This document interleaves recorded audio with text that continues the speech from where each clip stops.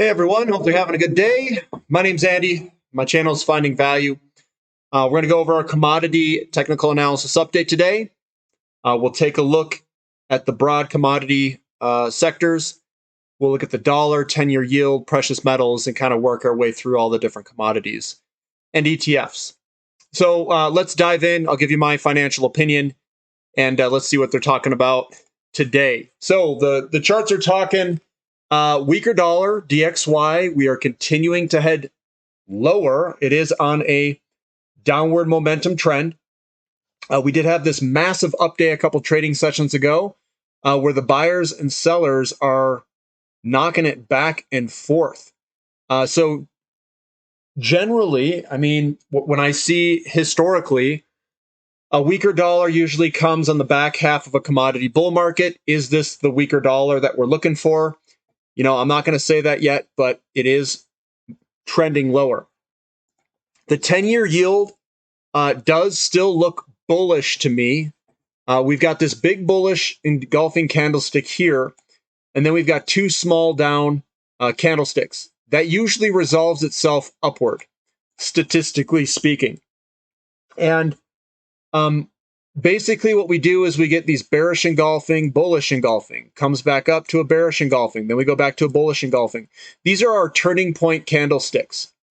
And what I'm looking for is the size of the candlesticks and what they make. And this is a big candlestick with smaller selling pressure. So I think this will resolve itself higher, meaning higher yields. But we do have some things that contradict that opinion. I'll tell you that when we get there. Looking at the CRB index, this to me looks like it's looking good. We've broken this downtrend line. We've come on up, and now we're starting to contract to basically a support level.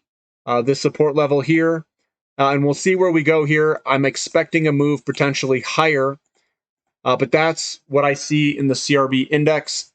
Big long-term perspective, we've had a massive run higher. We could head a little bit lower over time, maybe even substantially lower, depending on what people are fearing in sentiment. Recession, I'm mainly referring to the recession, the sentiment around the recession and fears. We could pull back a little bit further and come down to levels, in here even.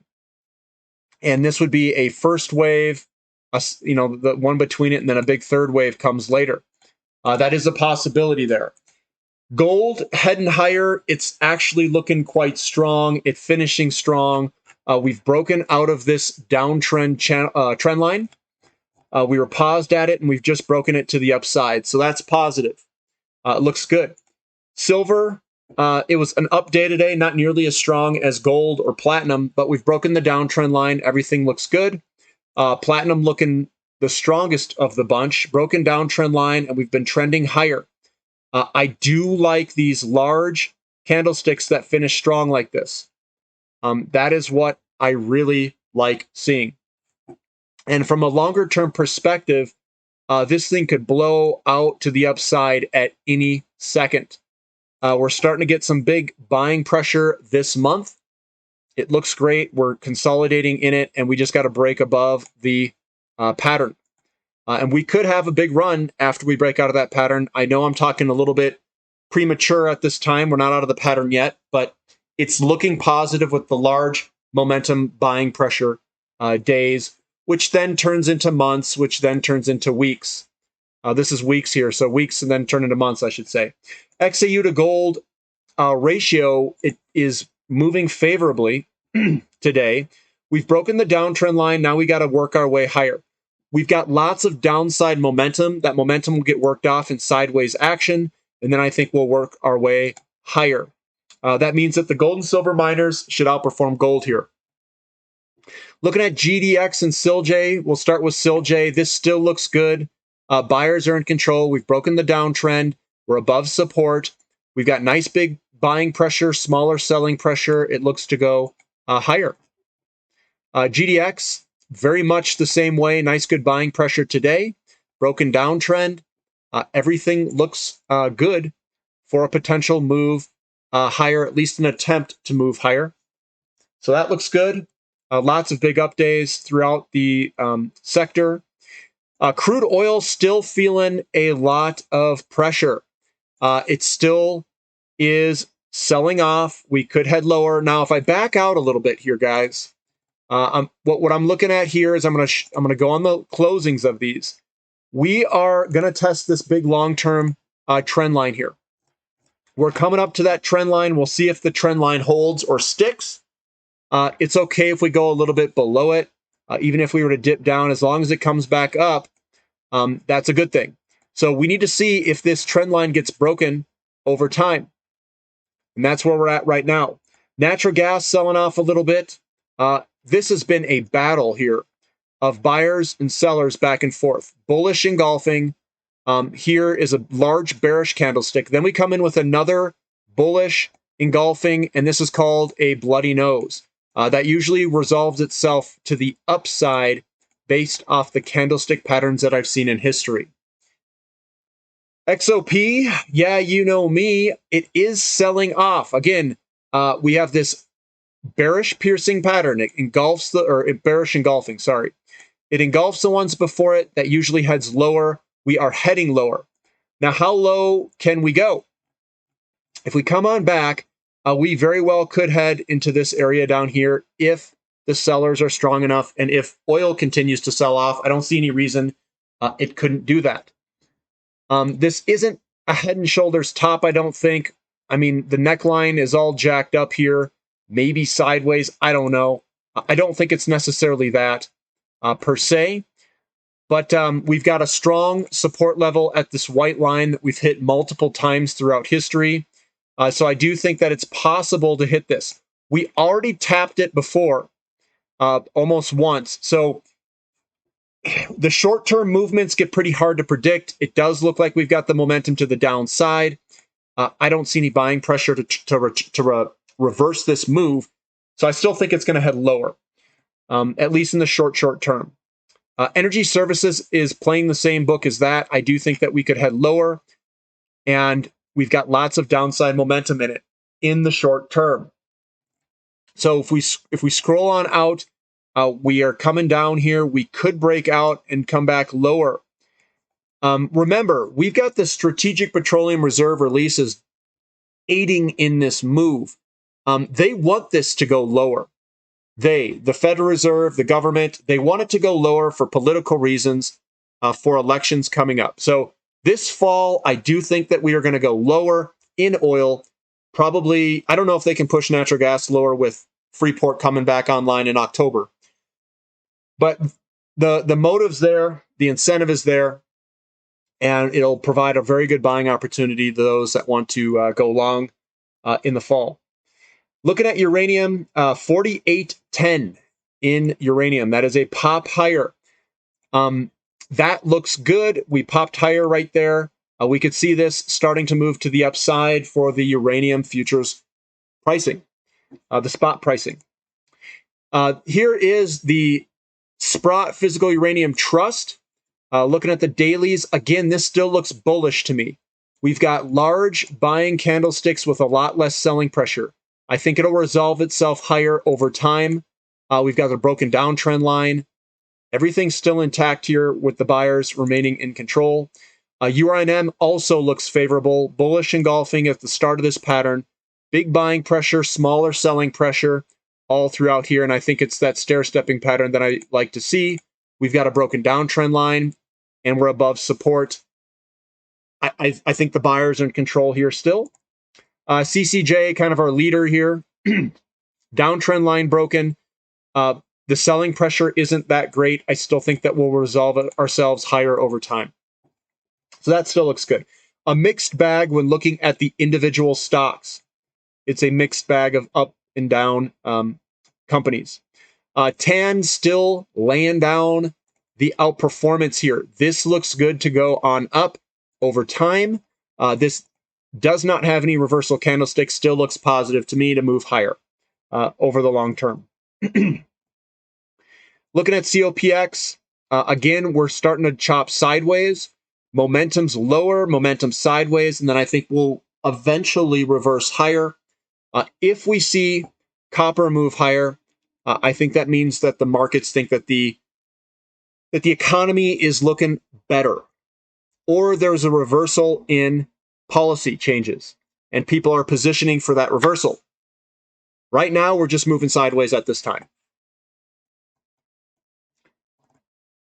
Coming down to rare earth metals, strategic metals ETF still looks good. Buyers are in control. Broken pattern to the upside. That still looks good to move higher. And then lithium, we've broken this downtrend line to the upside. Small selling pressure at best. That still looks good to go higher. So those all look good. There, the S&P 500, small down day. It's a little bloody nose. I still think that has momentum to go upwards. And then we've got the U.S. Composite Index, small up day. Still looks good to go upward. Momentum is upward. So that looks good. Emerging markets with the weaker dollar. This is down here low, guys. It is a low. If you were to look at this, the back half of a commodity bull market usually has a weakening dollar. We could see EEM make a big move to the upside when that dollar weakens and commodities strengthen. That's a good combination for a stronger emerging markets. This is pretty cheap down here. We do have support running across. This is the support level that I'm looking at, somewhere in that range there. We've hit it multiple times. I do think that this would be a good spot to be looking if you want a contrarian play, would be emerging markets down here. And we're just breaking out of this channel here, or pattern. So this would be one to watch, EEM. XHB looking good, feeling good. Broken down trend line. That's a big deal. When we break down trend lines, that's when I start to buy. We're moving on up for XHB. Looks like someone had a massive day today. They're probably releasing earnings, probably some good earnings releases coming out for the new home builders. Lumber strengthening today. We'll see if this thing turns and can hold, this support line can hold. But that's lumber. Cocoa futures heading higher. Wow, it's a big bullish engulfing. Cocoa futures look good to go long in. If you want to go long in cocoa futures at this time, it looks good to go higher. Wheat is firming up, broken down trend line. Good time to go long in wheat if you want. Soybeans is looking much better here. That also looks like it's going to firm up and go higher. And then corn is also firming up. They all look good. Copper itself moving sideways today. Looks like it's trying to basically change that and turn that momentum around. This has been a strong downward move, and we're trying to break that momentum. The buyers are coming in here, slowing the move down, and we're probably going to turn and head higher at some point. Looking at MOO, this is the agribusiness ETF. This still looks good to go higher. You can see that the sellers can't push this thing very much lower, so buyers are in control. I think we're going to move higher. Looking at aluminum. Aluminum is trying to put in a bottom. It's been moving sideways down here. That is one that I would look at. We've got support underneath us. That would be one that you might want to look at for the companies themselves. Looking at the Baltic Dry Index, getting a little bit more selling pressure. We could fall below this line. And right now, recessionary fears and the price of oil and all that stuff is having an impact on the Baltic Dry Index. Same with the price of commodities. So right now, oil getting a lot of pressure. Getting a lot of pressure. We're right at that long-term support line. Will that long-term support line break to the downside? We'll find out. We'll find out. And even if it does, I'm most likely not going to sell anything. I still think that the market conditions are intact. We've been releasing from the Strategic Petroleum Reserve. We're trying to push this lower. They may be successful in pushing it lower in the short term, but I don't think it will last forever. They'll eventually stop releasing oil from the Strategic Reserves. I think that's October-ish timeframe, and we'll see where we go after that. Uranium's looking, it's looking neutral to strong. We're kind of moving sideways right now as the neutral, but it looks strong to move higher over time. Looking at some of the other ones, the soft commodities like cocoa futures, all that stuff looks good to move on higher. So I think that things look weak in the energy sector right now in terms of oil. That will turn around after this fall.